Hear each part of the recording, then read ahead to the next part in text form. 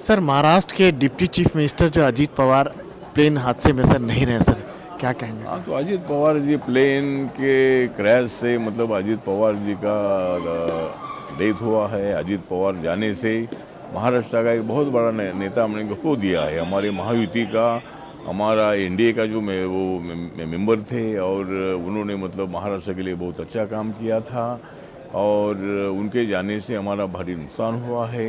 हमें बहुत बड़ा धक्का बैठा है। बहुत ही बड़ा नेता हमने खो दिया है। आपको लगता है जांच होनी चाहिए प्लेन हादसे को लेकर जिससे?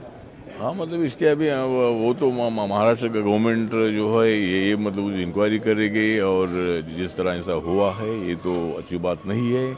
इसकी जांच भी होनी चाहिए। महाराष्ट्र के उप मुख्यमंत्री अजीत पवार का प्लेन आज सुबह क्रैश हो गया। जिस जगह प्लेन क्रैश हुआ उस जगह में हूँ, आप देख रहे हो यही वो प्लेन है जहाँ गहरी खाड़ी में वो गिरा है और अभी भी इसमें जो भी कुछ आग है वो बुझाने की कोशिश की जा रही है। गोजुबावी नाम का गांव है। इस गांव की ट्रैक के बाजू में ही लगभग काफी नीचे यह प्लेन गिरा हुआ नजर आ रहा है। इस प्लेन में अजीत पवार के साथ 5 लोग थे और इस सभी की इस हादसे में मौत हो चुकी है। आज अजीत पवार बारामती का दौरा कर रहे थे। बारामती के जिला परिषद के चुनाव अभी लगे हैं और इस चुनाव के लिए अजीत पवार आज प्रचार सभा लेने वाले थे, लोगों को संबोधन करने वाले थे। उससे पहले ही आज सुबह 8:50 पर ये हादसा हुआ। ये हादसा इतना भयानक था कि प्लेन के अंदर सभी लोग पूरी तरह से जल चुके थे। अजीत पवार जी के हाथ में जो घड़ी थी उससे उनकी पहचान की गई है। अभी भी हम देख रहे हैं जो टूटा हुआ प्लेन यहाँ गिरा है। उसका इंजन जो है वो पूरी साइड पे गिरा है। बाकी अलग कुछ पार्ट है वो इधर उधर गिरे हैं। बाकी कुछ कागजात है वो सब इधर उधर गिरे हैं और अभी भी इसमें थोड़ी सी आग है वो बुझाने की कोशिश अब यहाँ की जा रही है। अभी आप यहाँ देख रहे हो जो फॉरेंसिक एक्सपर्ट टीम है जो महाराष्ट्र सरकार की यहाँ पहुंची है। वो टीम जो है वो देख रही है कि कैसे यह दुर्घटना हुई है, इसकी क्या वजह हो सकती है।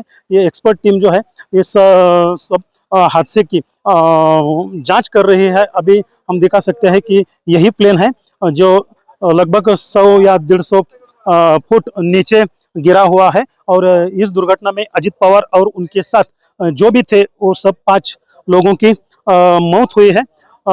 अभी इस घटना के बाद इस जगह पे फॉरेंसिक टीम है वो दाखिल हुई है और आगे की जांच शुरू है। महाराष्ट्र के उप मुख्यमंत्री अजीत पवार आज बारामती का दौरा कर रहे थे। बारामती में वो पहुंचने वाले थे तभी गोजुबावी नाम का गांव है और वहाँ ये जो पट्टी है, अब मैं जिस जगह पे मैं खड़ा हूँ मेरे इस जगह साइड को आप देख सकते हो, ये पट्टी है। ये पट्टी पे विमान इसके कोने पे टुकरा गया और नीचे लगभग 100 फुट घाटी में वो गिर गया, ब्लास्ट हो गया और उसमें 5 लोगों की मौतें हुई है।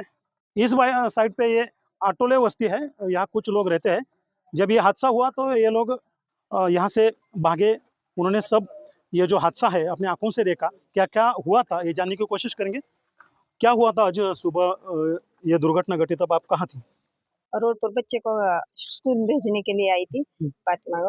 तब ये विमान आया फ्लाइट त्या घर घर गिर कर साइड नीचे गिरा। नीचे गिरा और बास्ट हुआ। मैं चिल्लाई कि वो पति और कितना बेटा बड़ा ब्लास्ट था वो? बडा बास्ट असा धूर निघाला, असा ब्लास्ट होता। सगळं पार्ट येऊन आमच्या अंगावर असं पडायला लागलं इकडे तिकडे तर क्या हे आपको पता पळालं था उसमें अजित पवार थे, महाराष्ट्र के उप मुख्यमंत्री? नाही। नहीं पता था। तो वहां जाके आप उन्होंने बचाने की कोशिश की वगैरह, पुलिस आई थी वहाँ, क्या आपने कुछ हेल्पिंग की? पुलिस नहीं आई थी वहाँ पर। हम सब लोग यहाँ काम कर रहे थे और उस गए हमें पानी उसमें डालने, पर वह बचे नहीं। तो दोनों बॉडी ऐसे स्पार्ट के बाहर पड़े हुए थे विमान के बाहर आणि ती बॉडी जल बाहर गई गिरी थी। हाँ, जल गई थी। बस दोनों बॉडियां बाहर ऐसे जल गए थे, बाहर से पड़े थे। तब हमने कोशिश की उन्हें बचाने की, पर कोई हमारा कोई चल नहीं रहा था। आग और बहुत फिर तेजी से थी। आग बहुत तेजी से थी और असे उसके पार्ट लांब लांब असे पडत होते, त्यामुळे आम्ही काहीच करू शकलो नाही त्यांना। इससे पहले कभी ऐसा हादसा यहाँ हुआ था कि बहुत सारे विमान यहाँ से टेकअप होती है, लैंडिंग होती है? पहले छोटे छोटे विमान का हुआ है हम्म। और अभी ये बड़ा विमान था उसका बहुत हुआ। वो पत्थर से टकरा के गिरा नीचे और वो बहुत जाल निकला था वो भी। इसके वजह से कुछ कोई कर रहा था। वो अग्निशामक आया, उसमें भी पानी कम था और उसमें पानी कम होने से वजह से आग बुझ नहीं पाई। हम्म, और दूसरी गाड़ी आई, वो आधे घंटे के बाद आई, हम्म, इसलिए वो आग आग लगने से आधी पहले ही बॉडी सब मर चुकी थी। लेकिन कैसे लेके गए लोग अजित पवार जी को यहाँ से अजित और पवार बाकी का उनके साथ जो लेके गए, हमारे घर से चादर लेके गए, उसमें लपेटान फिर उसको लेके गए? लेके गए आग गाड़ी पे। क्या तभी वो जिंदा थे यहाँ? जिंदा नहीं थे, सब पहले ही मर चुके थे। सब। हाँ। क्या लगता है, जहाँ अजित पवार एक बड़े नेता थे, बारामती के लीडर थे, महाराष्ट्र के बड़े नेता थे, आज अपने सभी के बीच में वो नहीं है? हम सपा गांव के आदरणीय अजित दादा के कार्यकर्ता है। हमारे आज गांव में शाम को 5 बजे आदरणीय अजित दादा की सभा थी। हम जब मुझे फोन आया सुबह 8 बजे, तो मेरा मन अरे पाँव सब हिलने लगे। अरे ये ऐसा हो ही नहीं सकता, ऐसा दादा को क्यों हो गया, ऐसा क्या हो गया? तो दादा ऐसे नेता थे, सुबह 6 बजे से रात को 12 बजे तक काम करने वाले नेता थे। और जो हमारे जो बारामती तालुका की शान है, आन बान शान, वो आदरणीय दादा नहीं रहे, इसलिए हमें बहुत दुख हुआ है। कितनी हानि कितनी हुई? अब दादा नहीं है, कितनी हानि हुई है महाराष्ट्र की और बारामती की? बहुत हानि हो गई। दादा ऐसा नेता था कि सुबह जल्दी उठ के पूरा काम जिधर चलता है ना उधर काम देखने के जाता था। वो काम नहीं पटा था तो काम रिटर्न फिर से करना मांगता था। वो कॉन्ट्रैक्टदार को फिर से बोलता था काम फिर से रिटर्न करो, ऐसा काम नहीं चल रहा है ना तो फिर से काम अच्छे से करो। ऐसा काम मुझे गंदा काम दादा पटता जैसा नहीं था। नेता फिर महाराष्ट्र में होगा? नहीं हो सकता है, कभी भी नहीं हो सकता। ये हमारा अभी मालेगांव का है ना, तो नगर पंचायत का इलेक्शन हुआ, उसमें हमारा भाई अभी नगर सेवक हुआ है, तो उससे बहुत उनसे मुलाकात हुई।